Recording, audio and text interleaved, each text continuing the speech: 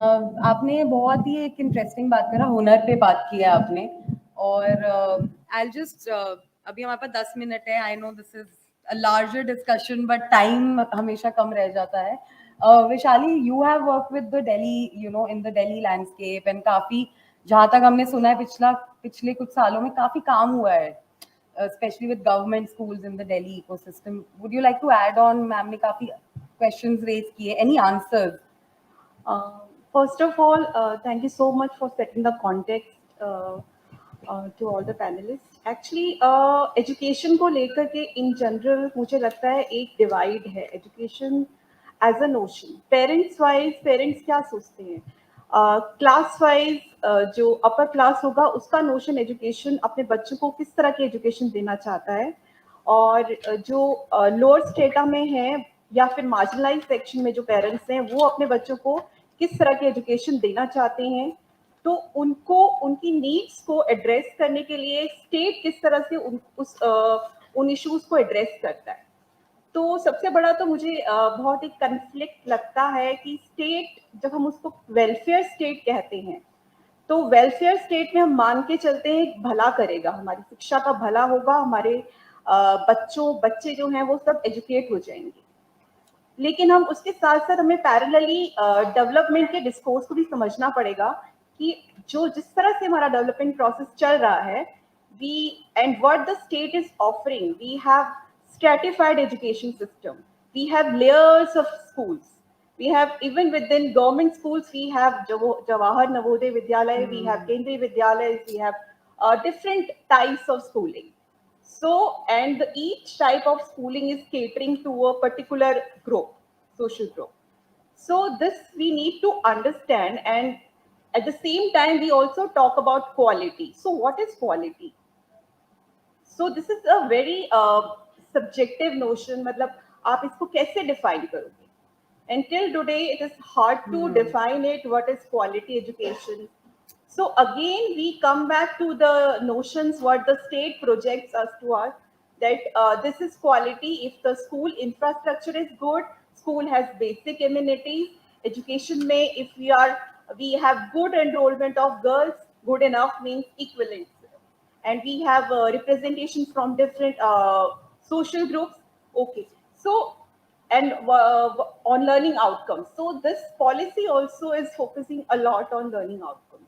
कि बच्चा पढ़ना जानता है, पढ़ना लिखना जानता है, हमारे लिए वही क्वालिटी एजुकेशन। हम उसी पर आकर के अटक जाते हैं और हम इस चीज को शायद हम इग्नोर कर देते हैं कि स्कूल जो एक इम्प्लीमेंटिंग एजेंसी है, और स्कूल जहां पर वो बच्चे आते हैं जिनके पेरेंट्स जो हैं अभी या तो खुद वो बच्चे जो हैं वो फर्स्ट जनरेशन लर्नर हैं। स्कूल एक एज एन इम्प्लीमेंटिंग एजेंसी जहां पे आरटी लागू किया गया। तो हम एक्चुअली, मेरा एक्सपीरियंस जो फील्ड एक्सपीरियंस रहा है डिफरेंट स्टेट्स के साथ, तो हम लोगों ने ये पाया कि जो टीचर्स हैं, टीचर्स क्या कहते हैं, या इवन जो ऑफिशियल्स जो ब्लॉक लेवल पे एडमिनिस्ट्रेटर्स वो क्या कहते हैं, तो उनका ये बहुत ही कन्वेंशनल उनके इस पर सोच थी कि पेरेंट्स, टीचर्स कहते हैं कि पेरेंट्स को ब्लेम करते हैं, इनके पेरेंट्स तो पढ़े लिखे तो है नहीं, तो ये होमवर्क नहीं करते हैं, हम जो कहते हैं हम इनको बुलाते हैं पीटीएम्स में वो आते नहीं हैं, तो हम क्या करें। तो there is a complete disconnect between school and the community and the village to which the school is catering. So जब तक हम लोग आइसोलेशन में काम करते रहेंगे, स्कूल जो है वो अपने आप में एक आइसोलेटेड स्पेस बन के रह जाता है। वो सिर्फ ये ध्यान देता है कि हाँ हम पूछते हैं कि अच्छा गर्ल्स एजुकेशन पे क्या हुआ, क्या आप लोग किस तरह का आप प्रोग्राम्स कुछ अलग से चला रहे हैं कि नहीं चला रहे हैं। तो उनका रिस्पॉन्स ये कहता है गर्ल्स एजुकेशन, लड़कियां तो हमारे यहाँ देखिए, हमारी लड़कियां इतनी पढ़ गई हैं, वो इतना काम कर गई हैं, मतलब वो कहती हैं कि देखिए उसने इतना कर लिया है, वहां कर लिया है। लेकिन जो इसके साथ साथ हम लोग ये भी पाते हैं कि वहाँ पे लड़कियां 8वीं क्लास के बाद, वो स्कूल जो है वो कक्षा 8 तक है, उसके बाद लड़कियां जो हैं वो कंटिन्यू नहीं कर रही हैं कुछ खास स्टेट्स में। तो उसके बाद उस स्कूल के पास कोई ऐसा मैकेनिज्म नहीं है ट्रैक करने का, if you are really working on improving girls education, तो आपके पास स्कूल जो है वो अपनी जिम्मेवारी वहीं तक उसकी खत्म हो जाती है क्योंकि वो 8वीं कक्षा तक स्कूल है। Even at senior secondary level जो है वहां पे हमको किस तरह का मतलब एक तरह से आपको कोई मैकेनिज्म नहीं है कि आपने 12वीं क्लास वहां पे फिनिश कर ली, उसके बाद लड़कियां क्या कर रही हैं।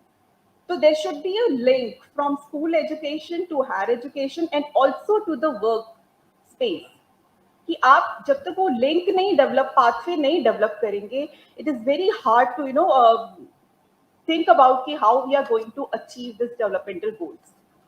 So that is completely missing. Another thing which I noticed is there is no dialogue. There is no dialogue. जब हम रिलेशनशिप डेवलप करने की बात करते हैं स्कूल का कम्युनिटी के साथ, पेरेंट्स के साथ, वो कोई डायलॉग नहीं। उनकी जिम्मेवारी सिर्फ उन पेरेंट्स का पीटीएम में आना, अगर वो नहीं आते ठीक है चलेगा। उनकी जो एसएमसी बनती है स्कूल मैनेजमेंट कमेटी, वो नाम काफी ऐसे थे जो हमने उनके साथ actually we took the list from the schools and we try to call them. तो उन लोगों को पता ही नहीं है पेरेंट्स को कि they are the SMC members.